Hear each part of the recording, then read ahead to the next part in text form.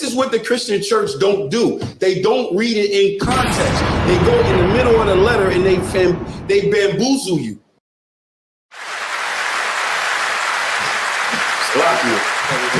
Yahweh Shem Yahweh Shabbarakatah. Shalom Shamar Thumba Shem Yahweh Shah to the sisters. We're going to Romans 10 and 9. You familiar with that, right? Who all in here familiar with Romans 10:9? You familiar with it? What about you, my man? Y'all been in church, right? You heard of the sinner's prayer, ain't you? Ain't you heard of the sinner's prayer? I know y'all heard it. They said, okay, everybody, if you backslide, close your eyes, put your head down, and whoever wants to confess, come on up front, right? Exactly what they read. Read it out. The book of Romans, chapter 10, verse 9. Come on. That if thou shalt confess. If thou what? Shall confess. If thou shalt confess. Y'all never heard that before? Y'all confess, right? Go ahead, read. With thy mouth. With thy what? With thy mouth. Read. The Lord Jesus, and shalt believe in thine heart that God hath raised him up, Isupk, raised him from the dead, thou shalt be saved. Now you see it, right?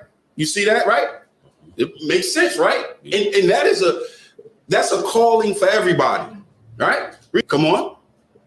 For with the heart man believeth unto righteousness, and with the mouth confession is made unto salvation. Okay, so that right there in the Christian church is called the sinner's prayer.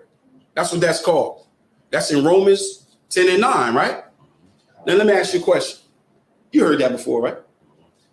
You ever thought about reading verse 1? It ever came across your mind to say, you know what? This is in the middle of the letter. This is in the middle of the chapter.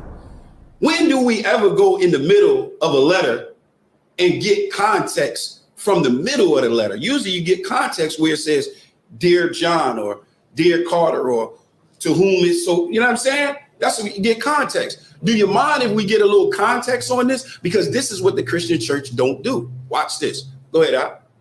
Verse 1. Come on. The book of Romans, chapter 10, verse 1. Read. Brethren, what? My heart's desire. Brethren, very important. Read. My heart's desire and prayer to God for Israel. For who?